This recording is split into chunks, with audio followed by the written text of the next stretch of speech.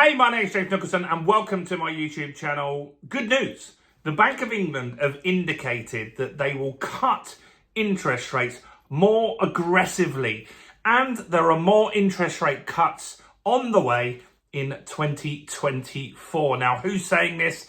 Why should we listen to this? Is it likely to happen? And what other factors have we got to really take into account when looking at that? I'm going to cover that and more in this video. This could be potentially very interesting for you if you've got a mortgage rate that comes for renewal in the next few months. So make sure you watch this to the end.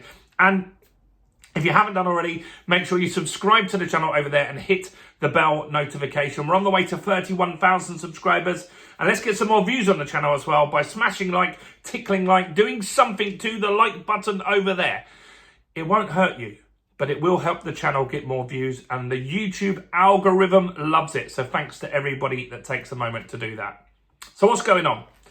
Well, Andrew Bailey, who is the head of the Bank of England at the moment, he's doing the media rounds at the moment. So why is this important?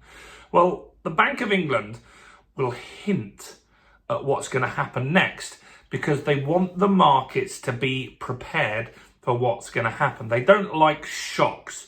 So they'll often leak stuff out or talk about it in the media, and they won't directly say, look, in November, we're going to cut 1% or we're going to cut 0.5%. But they will give subtle hints and guidance to where they're going to go.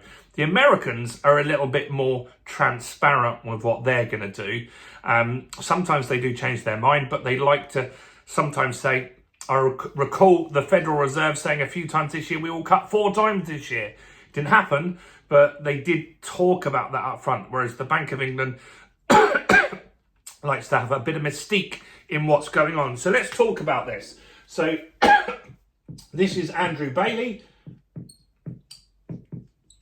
and he is the chair of the Bank of England, and his language is word for word more aggressive. They're going to be more aggressive on the interest rate cuts going forward. Now, we have the room to do that.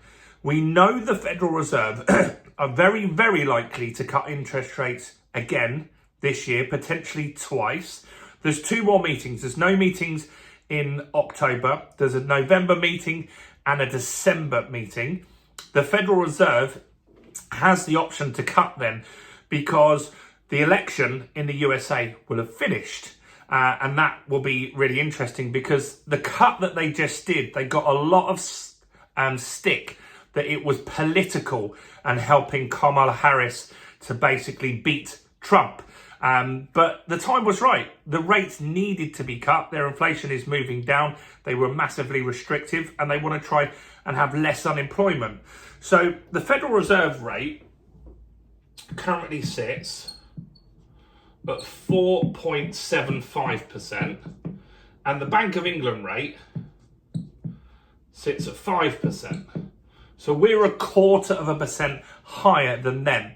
And normally we follow the Fed. That's a phrase that's been coined by the media, and it is easier, I would say, to be the governor of the Bank of England than the Federal Reserve, because the Bank of England often just do what the Federal Reserve do.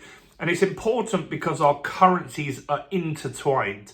And so when we have a higher interest rate than them, the pound will be stronger. And the pound has got stronger over the last few months. In fact, it was at a 2-year high very recently.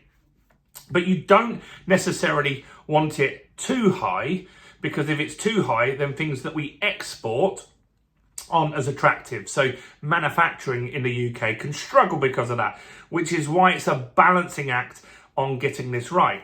But having the pound stronger will mean that stuff that we import, like oil, will be cheaper for us because the pound is stronger and you buy most things in the dollar.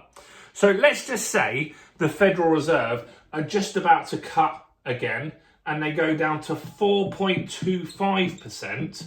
because they're cutting at 0.5% each time. And it's likely that they would stick on that path.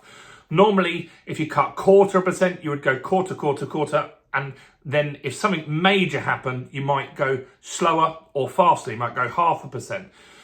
So the Federal Reserve starting at 0.5% indicates that they're more likely to do a couple more cuts at that level.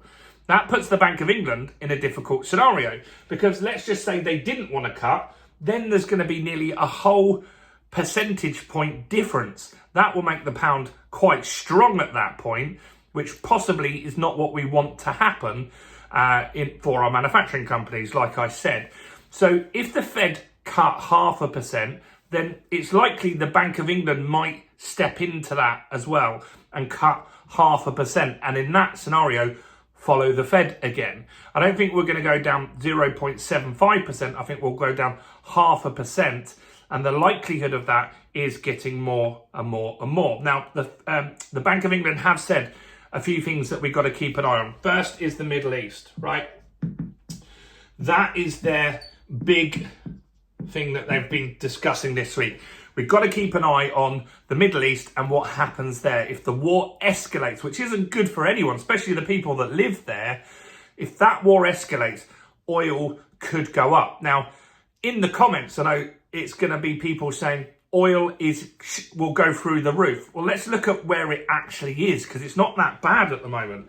Oil at the moment did go up this week to $76 per barrel. What does that mean? Is that a lot? Is that cheap? Is that expensive? Well, when the inflation was at its peak, we had all the Russia problems and stuff like that. Oil went up to $130 a barrel, nearly double what we're at today.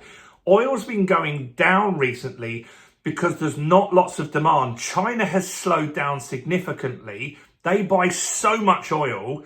If China slows down, that really does mean the price of oil can drop significantly.